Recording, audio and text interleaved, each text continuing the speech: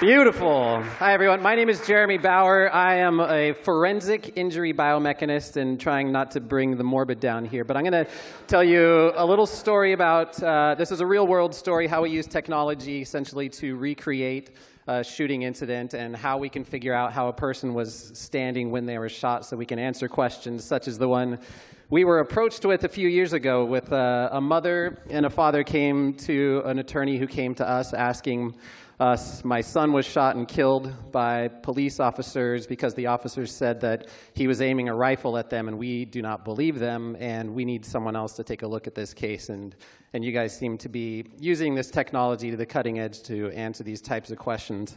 The story is the police showed up outside of an apartment at incidents of gunfire and were presented with a young man who came out of the apartment and presented them with this view that you see on the screen right now. As a result, any human being that is out to enforce the law and defend people did what they felt was necessary at the time and fired to restrain the individual with the weapon. As with any then investigation, it's performed by the police. They perform these 2D top-down diagrams documenting where things were, where shell casings were. They do a 2D drawing. The police, we were at the top of the stairs. The assailant was down at the bottom of the stairs aiming a rifle at us, and there's some other evidence that they document on here. But again, this is all done by the police and not an independent firm. So with any shooting incident reconstruction or any accident reconstruction, it's you go out with tape measures, rulers. You want to know the angles of gunshot trajectories, so you need to know all these different points. So in a basic reconstruction that everyone does, we go to the scene. These are photographs that we took where the incident took place. We went to generate the 3D geometry of the scene. Thank you, Autodesk, as a sponsor, to generate this scene. We then use data from a medical examiner's report where they meticulously document the location of every wound, bruise, graze wound that they see on a 2D line drawing. And as part of this autopsy process, they will also take photographs of the decedent, and they will take X-rays, because oftentimes they'll have bullet wounds, and warn you, there are going to be some bullet wounds showing up here, but not an actual person. But with the X-rays, we can actually see where they go. So now we're all familiar with a globe of the Earth sitting in a schoolroom and a flat map of the Earth sitting on a schoolroom wall. With 3D geometry and 3D figures, we can take a human and wrap a skin around it.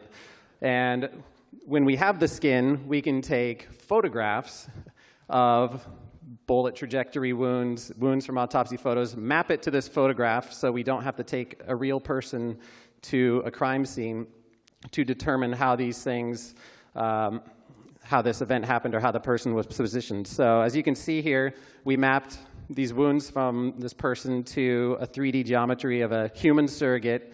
We can then overlay that human surrogate with X-rays that were taken during the autopsy.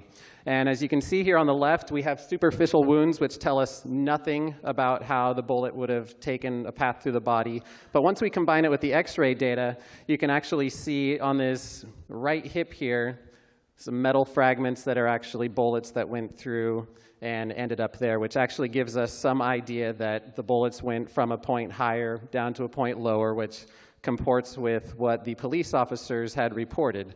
But then we also had, in this particular case, this isn't the actual wound, so I didn't want to show you anything too graphic.